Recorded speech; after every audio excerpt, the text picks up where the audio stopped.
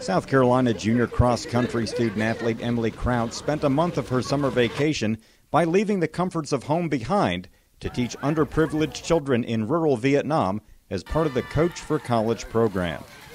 Life-changing, amazing, just nothing that I could ever do here, anything I've ever thought I would ever do before. If you asked me a year ago if I would ever go to Southeast Asia, I would say absolutely not. But now that I have done it, I don't think I'm the same person as I was a year ago.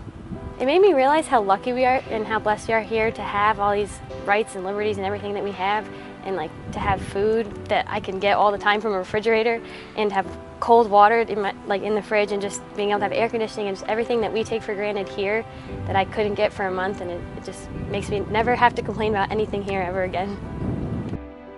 I was in charge of teaching biology and coaching baseball, so that was really fun. So in the morning we had the 6th graders, and we would do 2 lessons of biology and then switch and go 2 lessons of baseball. We would teach life skills, which is another important part that most people overthink, that, oh, we teach life differently here in the US than they do over there. But we have to encourage them also about teamwork, time management, and working together and being able to do things. I just wanted to be able to impact more people other than just myself and my team in Columbia, and I'm from New York, so I wanted to be able to do more things outside of just the East Coast of the US, and so the best way to do it is to leave the country.